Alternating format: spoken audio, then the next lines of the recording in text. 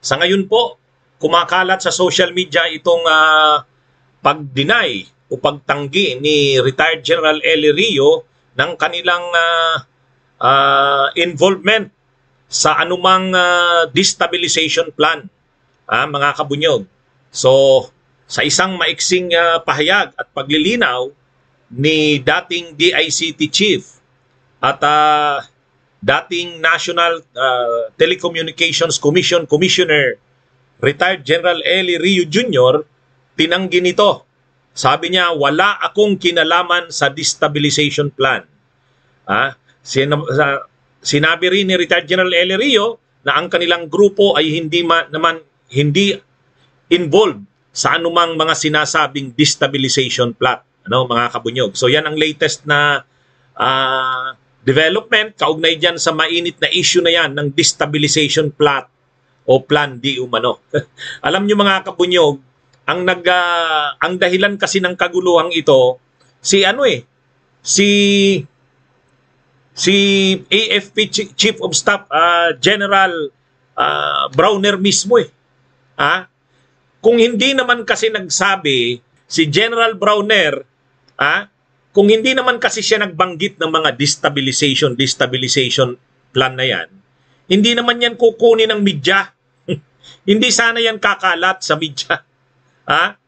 Kaya lang, ang dapat kasing naisip ni General Browner, active na AFP Chief of Staff siya. At anuman na sabihin niya sa ganyan kasensitibong topic, kukunin ng media yan. Hindi niya na diyan kayang pigilin ang media para sabihan na wag niyong ilalabas yung sinabi ko kasi baka ma-misquote ako. Alam naman natin yung sinabi ni General Browner. Sabi niya doon sa isang pagtitipon, pinapanawagan niya doon sa audience niya na mga active pang miyembro ng AFP. Sabi niya, ang ating panawagan sa atin sa AFP ay unity, sabi niya.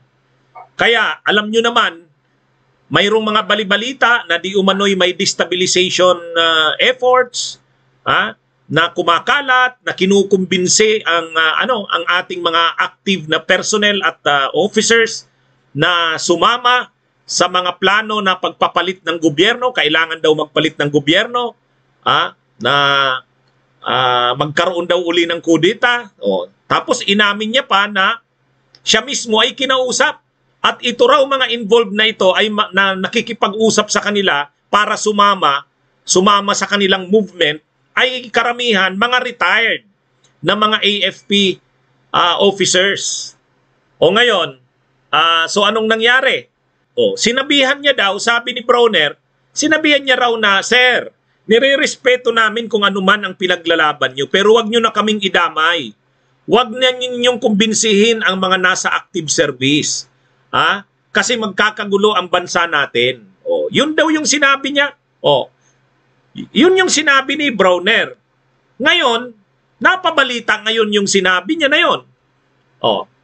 Kaya tuloy, napilitin siya ngayong sabihin nung sumunod na mga araw, sinabi niya na na-misquote lang siya. Kahit si National Security Advisor, retired General Anyo, ay sinabi na na-misquote lang. Na-misquote lang daw si General Browner sa sinabi nito. Hindi raw talaga sinabi ni Browner na mayroong destabilization plot.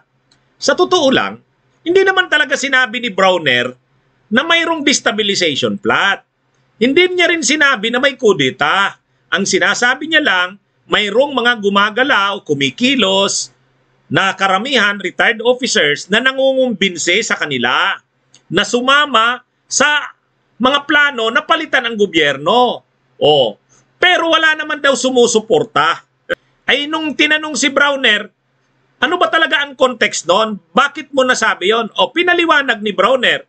Sabi ni Browner, ano kasi yan? Nung malapit na yung September 21, maraming mga movements, lalo na mga retired generals, retired colonels, retired officers, na nananawagan para sumama sa kanilang mga rallies para sa September 21. Oh, yun pala yung tinutukoy ni Browner na mga movements daw sa loob at labas ng AFP. Eh ngayon, sino ba yung nananawagan ng mga rallies noong September 21? Ha? Sila retired General Eli Rio at retired Colonel Udunyo. Kaya hindi maiwasan talagang kahit hindi pinangalanan sa mga paliwanag ni Browner, parang ang tinutukoy niya itong grupo nila retired General Eli Rio. Kaya ngayon naglabas na si retired General Eli Rio ng statement. Sabi niya, wala akong kinalaman dyan sa anumang destabilization plan na yan. Ha? Ano bang sabi ni retired General Eli Rio? Basahin natin ang buo.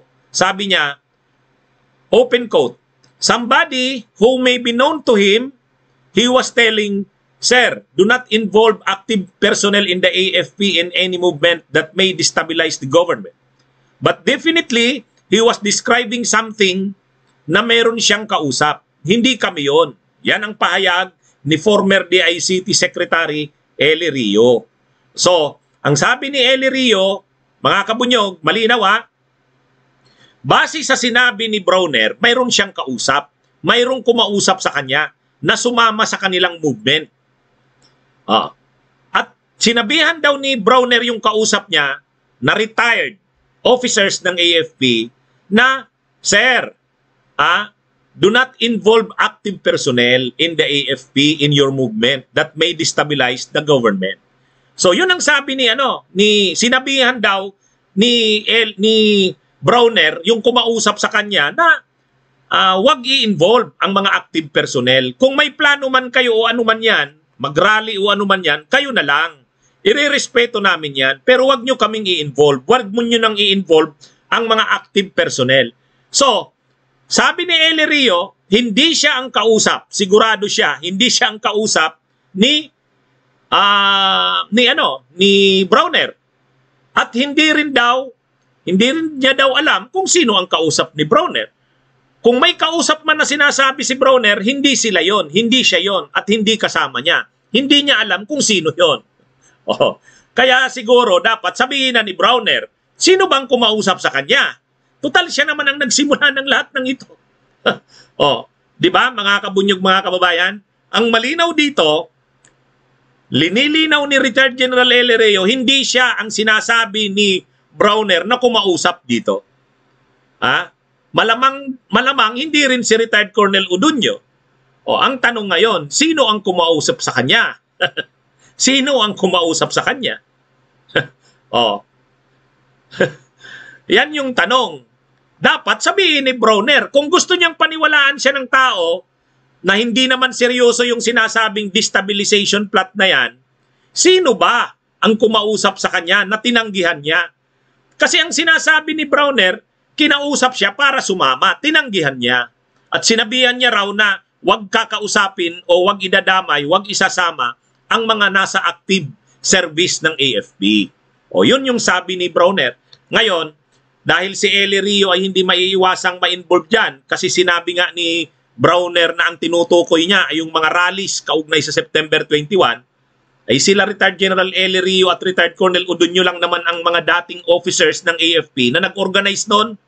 Tayo, nag-rally tayo, pero yung rally natin hindi inorganize ng mga retired AFP officers. Yung Bunyog at saka iba pang kasamahan sa oposisyon, nag-rally tayo sa Liwasan. Pero wala tayong kasamang retired na mga AFP officers. Yung mga retired AFP officers na nag-rally kasama nila retired General Eli Rio, doon sa COMELEC at saka sa EDSA People Power. Yung Bunyog at saka yung iba pang mga grupo nila Luke Spiritolio, Didi Guzman, Nery Colmenares, doon tayo sa Liwasan. Hindi yun inorganize ng mga retired AFP officers. Ang rally na inorganize ng mga retired AFP officers, yung tinatawag na Storm at saka yung mga UP Vanguard, doon yun sa COMELEC at saka sila retired Colonel Udunyo doon sa EDSA na nag-organize sila doon ng rally. Hindi kasama doon ang Bunyog. Ay yun yatang tinutukoy ni Browner, yung mga rallies na yan na pinanawagan ng mga retired AFP officers and personnel. Pero yun nga, dininay na ni retired General Eli Rio, hindi siya ang nakipag-usap kay Brawner. Ang tanong, sino ang tinutukoy ni Brawner na kumausap sa kanya? At ano ang pinag-usapan? Ano ang sinabi sa kanya? Yan, dapat si Brawner ang magpaliwanag niyan. Siya ang nagsimula niyan eh. Bunyog, bunyog, halikan na kasama ka. Bunyog, kapag buklod ay may pag-asa. Luzon, Visayas, Mindanao, isa ang pananaw. Sa bagong Pilipinas ang bunyog isisigaw. Bunyog.